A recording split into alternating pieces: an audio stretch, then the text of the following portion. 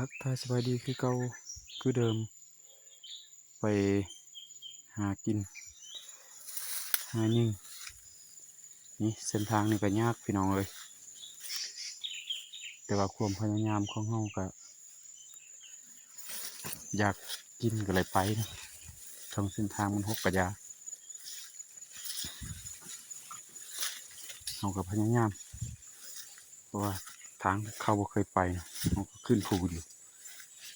จากบ้านไปหานี่ก็ประมาณอยู่2 กิโลหรือ3 กิโล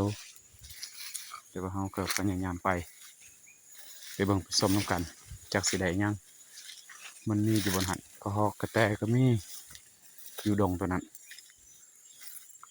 นี่ไก่ชีฮอดแล้วยากนำเส้นทางดีแต่ฝนบ่ตกถ้าฝนตกแล้วเราไปบ่ได้ทากระลายแต่ว่ายามนี้ช่วงนี้ฝนบ่ตกหั่นแหละนี่มากันนี้แหละมันกินแต่ว่าตัวนี้ยังบ่ทันสุกน่าเห็นบ่นี่ไก่ชีฮอดแล้ว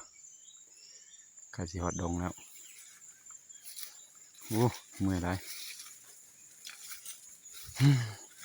ทางอันนี้ก็ได้ผู้แหละดงตัวนั้นแหละหันนั่นเลยบนหันแหละดงมันมีกระหอกมีกระแตแล้วก็มีนกหลายแต่ว่าจักเฮาสิได้หรือบ่จักเราสิมากินหรือบ่ไปเบิ่งไปชมนำกันไปแบบยาวๆเลย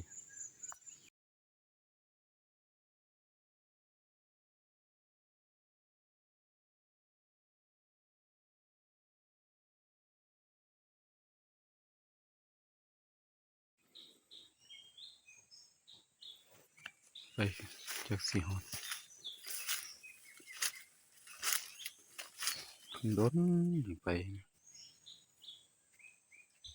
ไกลเถิด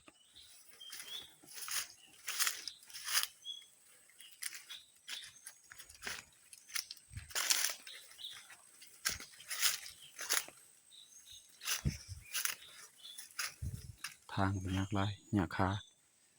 โอ้ยน้ำปากตีนแมวลงนี่แหละลงนี่แหละ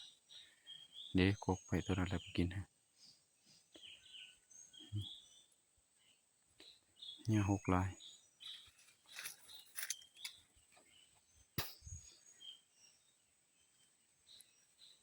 คันมีมันก็อยู่แถวนี้แหละแต่ว่าเฮาบ่เห็นนี่เข้าแล้ว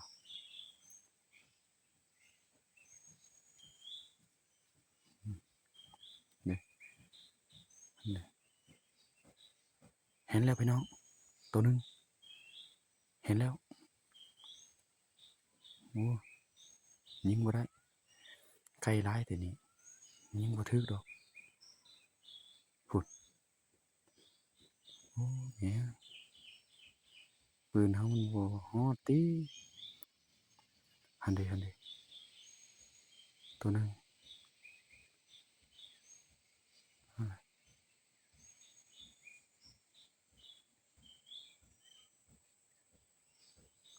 จักสิยิงได้เด้ยิงก็บ่มีผู้จับกองเอากินนี่โอ้ยิงเมื่อกี้บ่ถึกยิงพลาดซะเนาะบ่ถึกซ้ำตายนี่แหละหมากมันกินนี่เห็นบ่พี่น้องยิงบ่ถึกถ้าบ้านใดมีมากอันนี้แสดงว่ามีนกยิงมาพุ่นแล้วก็ฮอกกระแตกินเนาะแต่ต้นไม้แต่พุ่นยิงมาแต่พุ่นวงหนึงฮอดนี่ไกลเติบอะไรมันสิมาแล้วได้ประมาณ30 เมตรนี่แหละแต่ว่าปืนเฮามันก็บ่มาตรฐานเลยยิงบ่ถึกโอ้น่าเสียดายนะ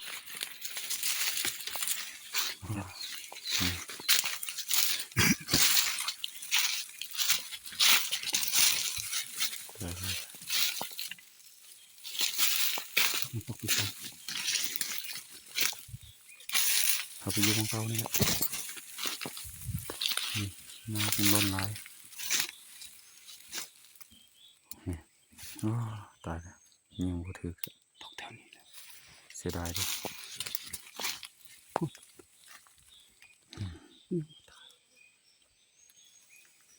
อยู่ใส่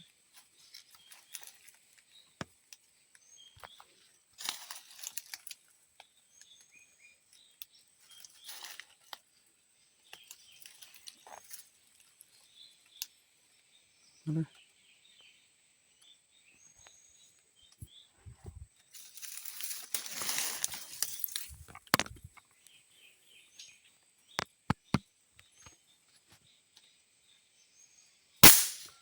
เรียบร้อยยิง2 บาทยิงบ่ตายนะยิงบ่ตายนะยิงไปอยู่เอาคน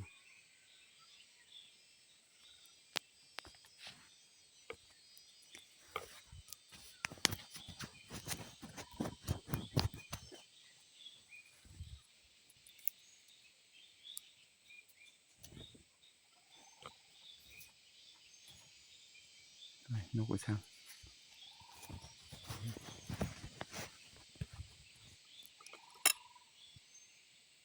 บ่เห็นโตง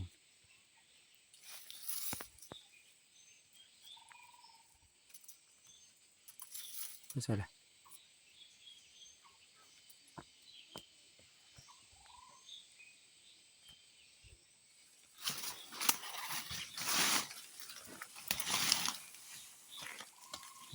คนนี้มันยังเป็นอยู่เลยจับไปเลยจ้ะบ่อยากตายนี่เลยปักมานี่แล้วไปลุยจะตายเลยบ่ไปซะเลยไปตาย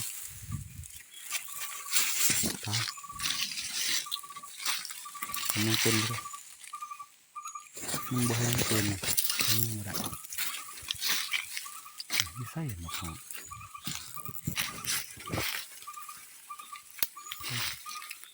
คุณเด็กโอ้ได้แล้วมานนะนึงมานโอ้น้องเลยมานโอ้ยังเป็นอยู่เกือบบ่ได้โอ้มันมานจักยิงถืออยู่ใส่บ่จักบ่ตายครับโอ้ปืนนี่ก็ได้